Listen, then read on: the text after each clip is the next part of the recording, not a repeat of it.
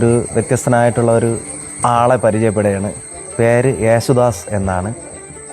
തുടർന്ന് കേൾക്കുന്നതെല്ലാം ചിലർക്കെങ്കിലും അത്ഭുതമായിട്ടുള്ളൊരു കാര്യമായിരിക്കും.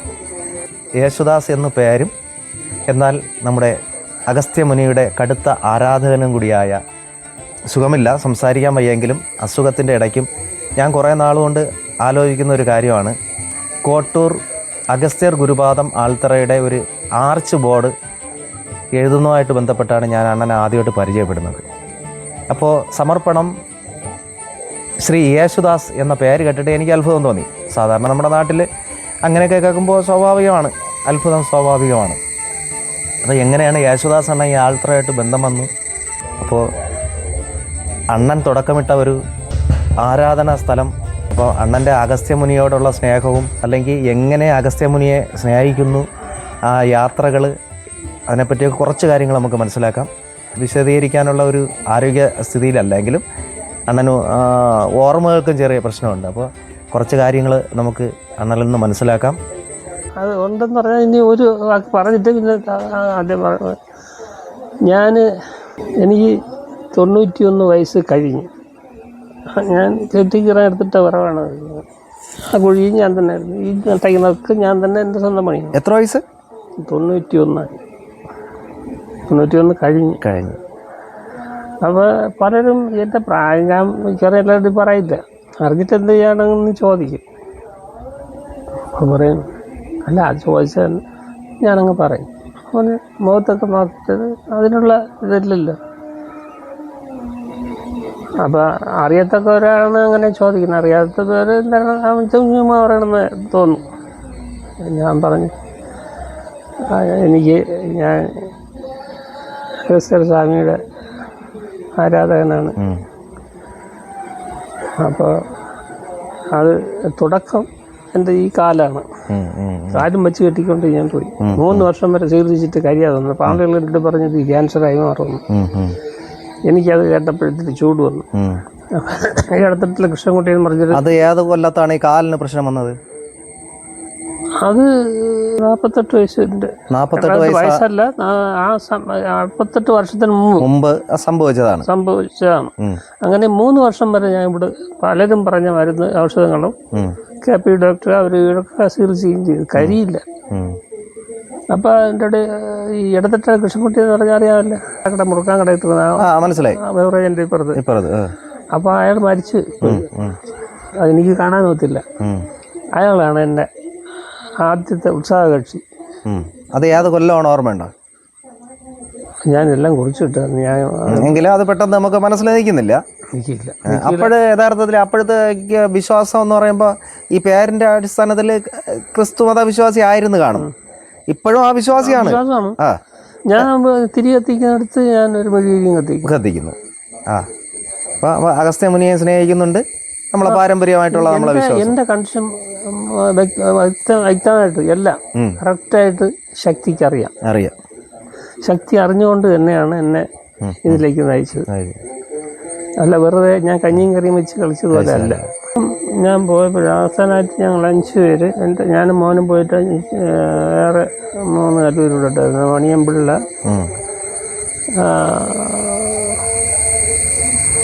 ഡേവിഡ്, ഗുരുവായൂരിൻ്റെ അപ്പുറത്ത് താമസിക്കുന്ന ഡേവിഡ്, മനസ്സിലായി. പിന്നെ ആരോ 2 പേര്. അപ്പം ഞങ്ങളിങ്ങനെ 5 പേര്. അതിൽ ഞാനും മോനും പോയിട്ട് ബാക്കിയുള്ളവർ കന്യാത്രയാണ്. അതിനുശേഷം എനിക്ക് പോകാൻ പറ്റില്ല. ഞാൻ എല്ലാ വഴിക്കും പോയിട്ടുണ്ട്. പിന്നെ ആദ്യം പൊടിയം വഴിയായിരുന്നു ആദ്യത്തെ വർഷം പോകുന്നത്.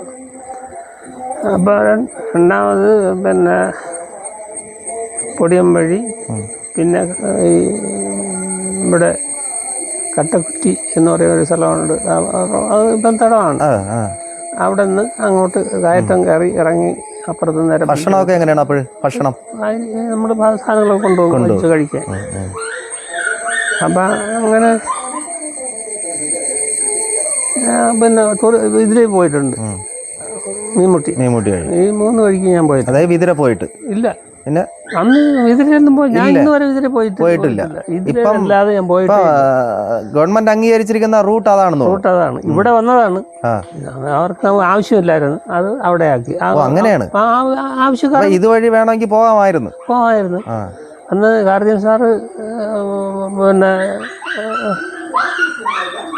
മന്ത്രിയായിരുന്നപ്പോഴത്തേക്ക് ഞാൻ ഇവിടെ എല്ലാവരോടും പറഞ്ഞു, നിങ്ങൾ ശ്രമിച്ചാൽ നമുക്ക് ഈ റൂട്ട് തെളിച്ചെടുക്കാം. ആർക്കും താല്പര്യമില്ല. അപ്പം ഞാൻ ഗുരുവാദം തുടങ്ങിയ ആ ഇടയ്ക്ക് ആണെന്നോ. പിന്നെ ഒരു സംശയം, ഈ നമ്മൾ അഗസ്ത്യാർകൂട യാത്ര പോകുന്ന ആ വഴിയാണ് ഈ അംബാസമുദ്ര റോഡ് കടന്നു പോകുന്നത്? അതിലെയാണ് ഒരു സർവേ ഉണ്ടായിരുന്നത്. സായിപ്പന്മാർ അവിടെ തേയിലത്തോട്ടം ഉണ്ടായിരുന്നു, തേയില കാപ്പി. അപ്പം അവിടെ ഈ മഞ്ഞുള്ളിടത്ത് ഇതൊക്കെ ഉണ്ടാവുള്ളൂ. അപ്പം ഇവിടെ വെയിൽ കിട്ടുന്നില്ല, സൂര്യരശ്മി കിട്ടുന്നില്ല.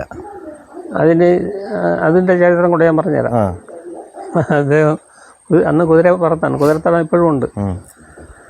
അപ്പോൾ കുതിരത്തടം എന്ന് പറയുമ്പോൾ ചുറ്റി കറങ്ങി അത് ഇതിലേ ഉള്ള റൂട്ടാണ്. അപ്പോൾ ആ കുതിരപ്പുറത്ത് ഇയാൾ ഇതിൻ്റെ മറവ് കൊണ്ടാണ് ഇവിടെ സൂര്യരശ്മി ഇങ്ങനെ അഗസ്ത്യാർകൂടത്തിൻ്റെ ഈ താഴ്വാരത്താണ് ഈ തേയിലത്തോട്ടവും കാപ്പിത്തോട്ടവും. ഈ മലയുടെ വലിപ്പം കൊണ്ട് ഇങ്ങോട്ട് സൂര്യപ്രകാശം തണല് സൂര്യപ്രകാശം കുറച്ചെങ്കിലും കിട്ടണമല്ലോ, അല്ലെങ്കിൽ സസ്യങ്ങൾ വളരില്ലല്ലോ. അങ്ങനെ ഇയാള് അതിനെ പൊട്ടിക്കാൻ വേണ്ടി ബോംബ് ശരിയാക്കി കൊണ്ടുവരാൻ പോയത് സായിപ്പ് അങ്ങോട്ട് കുതിരപ്പുറത്ത് പോയി. തിരിച്ചുവിടെ വന്നപ്പം പാലമില്ല, പാലം വെള്ളം എടുത്ത് അതിനകത്ത് വീഴുന്നു. കുതിരയും പോയി, ആളും പോയി. അവിടെ പടക്കം വെച്ചില്ല, പൊട്ടിച്ചുമില്ല. അഗസ്ത്യര് വന്നിട്ടുള്ള വഴി പാവനാശം വഴിയാണ്. അത് തമിഴ്നാടിന്റെ അങ്ങനെ അതിലെവിടെയാണ് ഇങ്ങനെ കയറിയിട്ടുള്ളത്. എന്തായാലും സഞ്ചാരിയാണ്. ഇടയ്ക്ക് ഇനി ഒരു കാര്യം ചോദിക്കട്ടെ, പണ്ട് അഗസ്ത്യമല യാത്രകളിൽ ഈ മനുഷ്യവാസമുള്ള സ്ഥലം ഇവിടം വരെ ഉണ്ടായിരുന്നു? വീടുകളൊക്കെ നിങ്ങൾ പണ്ട് കണ്ടിട്ടുള്ളത്? ആമല്ല, അയ്യപ്പൻ കാണിയൊരു വീട്ടിൻ്റെ മോള് വശത്ത് ഒരു ആനകുത്തിയ പോങ്ങെന്നോ പറഞ്ഞൊരു സ്ഥലമാണ്. അതുവരെ ഞാൻ പോയിട്ടുള്ള കാലം മുതൽ അതുവരെ കാണിക്കാറ്. അവിടെ പോണ എല്ലായിടത്ത് പോകും. എല്ലാവരും അവർ അന്നൊക്കെ അവിടെ കൃഷിയൊക്കെ ഉണ്ടായിരുന്നില്ലേ? കൃഷിയൊക്കെ ഉണ്ടായിരുന്നു. വയലിൽ ഇല്ല, വയലിൻ്റെ സ്ഥലം കൂടുതലും കൃഷി അന്ന് എന്തോന്നായിരുന്നു അവിടെ? അവർ ഈ മലയിൽ എന്തെങ്കിലുമൊക്കെ വെട്ടിക്കളച്ച് മച്ചിനി ഇതൊക്കെ ഉണ്ടായിരുന്നു. അന്നും മഞ്ഞളൊക്കെ ഉണ്ടായിരുന്നോ? മഞ്ഞൾ അവിടെ പോയിട്ട് അവിടെ മുകളിൽ അന്ന് ഇപ്പോൾ വിഗ്രഹമുണ്ട്. അവിടെ പോയിട്ടുണ്ട്? ഇല്ല, ഞാൻ പറഞ്ഞു കേട്ടിട്ടേ ഉള്ളൂ. അവിടെ അന്ന് വിഗ്രഹമൊന്നുമില്ല. ഇങ്ങനെ താഴെ അവിടെ പൂങ്കുളമൊന്നും അല്ല, പൊങ്കാല പറയുന്ന പറയും. അവിടെ വന്ന് പൊങ്കാല ഇട്ട് ആവശ്യം വയ്ക്കുക നിർവ്വഹണങ്ങൾ ചെയ്തിട്ട് മുകളിൽ പോവുള്ളൂ. അപ്പോൾ അന്ന് ഞാൻ അവിടെ പോകുമ്പോൾ നല്ല വെള്ള സമയത്തൊക്കെയാണ് പോകുന്നത്. ഇങ്ങനെ നോക്കുമ്പോഴത്തേക്ക് ചെടികൾ വച്ച് പിടിപ്പിച്ചതുപോലെയുണ്ട്. എന്തെല്ലാം പുഷ്പങ്ങൾ ഉണ്ട്. ഇന്നതില്ല. ആൾക്കാരെ കൂടുതൽ യാത്ര ചെയ്തപ്പോൾ അതില്ല. അപ്പോൾ അന്ന് ഈ അഗസ്ത്യമല യാത്രകളിൽ നമുക്ക് കഴിക്കാൻ അവിടെ നിന്ന് എന്തെങ്കിലുമൊക്കെ എടുത്ത് കഴിക്കാൻ പറ്റുമായിരുന്നോ? എന്തോന്നൊക്കെ കിട്ടുമായിരുന്നു? ഈ നീർവൻ എന്ന് പറഞ്ഞ ഒരു കാച്ചിലെ പെട്ടത്, അത് എടുക്കാം. അത് പാറപ്പുറത്തൂടെ ഇങ്ങനെ പടന്ന് പോകും. പാറയിടയിലൊക്കെ മണ്ണ് കാണും അറിയാം, അതിൻ്റെ ഇടയിൽ കൂടെ ഇങ്ങനെ പോകും. അതിൻ്റെ കൊണ്ട് പോയിട്ടൊക്കെ നല്ല രുചിയുള്ളതാണ്. സൂപ്പർ സാധനം. കാച്ചിൽ പോലെ തന്നെ. കാച്ചിൽ പോലെ തന്നെ. ഇതിനുശേഷം അവിടെ ഒരു തകരത്തിൻ്റെ വിളക്ക് അന്നുണ്ടായിരുന്നു. ഇപ്പം വേറെ വിളക്കുണ്ട്. അതിനകത്ത് വരുന്നവർ വേറെ പരിപാടിയൊന്നുമില്ല. ആരെങ്കിലും വരുന്നവർ ഒരു എണ്ണ കൊണ്ടുവരും, ഇഷ്ടം പോലെ കൊണ്ടുവന്ന് അതിൽ കൂടെ ഒഴിക്കും. അത് കത്തിക്കൊണ്ടിരിക്കുകയാണ്. അതിന് അണയ്ക്കുക മാറ്റിയായിരുന്നില്ല, അതിൻ്റെ കൂടെ തന്നെ ഒഴിക്കുക. ഒഴിച്ചാൽ അപ്പോഴും തന്നെ തിളയ്ക്കും. കാരണം എല്ലാം കൂടെ പെട്ടെന്ന് കയറിയാണ്. അപ്പം അങ്ങനെ അന്നത്തെ ആദ്യ യാത്രയിൽ പോയപ്പോൾ പായസം വയ്ക്കല് അങ്ങനെ വല്ലതും ഉണ്ടോ? പായസം താഴെ വയ്ക്കും. പൊങ്കാലപ്പാറ അവിടെയാണ് പായസം വയ്ക്കുന്നത്. ഞാൻ അരവണയൊക്കെ അവിടെ വെച്ചിട്ടുണ്ട്.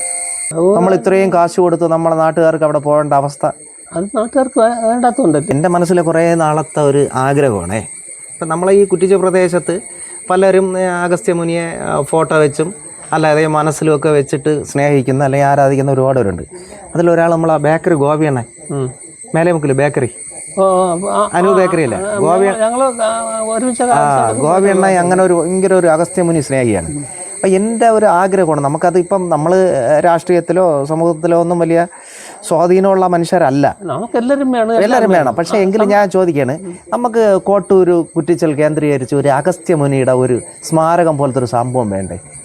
ഇപ്പം നമുക്കിപ്പോൾ ഒരു അഗസ്ത്യമുനിയുടെ പ്രതിമയൊക്കെ വെച്ചിട്ട് ഒരു നമ്മളെ നാട്, അതായത് നമ്മളെ സ്വന്തമാണ് അഗസ്ത്യമല ഇന്ന് തെളിയിക്കുന്ന ഒരു സിമ്പൽ വേണ്ടേ? അതിനാണ് ഈ അഗസ്ത്യരടുത്ത് വന്ന് അന്ന് പറമ്പോക്കലാണ് ആല് നട്ടത്. അവിടെ ഒരു ഷെഡ് വെച്ച് കെട്ടി പറമ്പോക്കലാണ്. ഇപ്പോഴും അഗസ്ത്യ പാർക്ക് എന്ന് പറയുമ്പോൾ ഒരു സംഭവം വേണ്ടേ നമ്മളെ നാടിന്റെ അടയാളമായിട്ട്?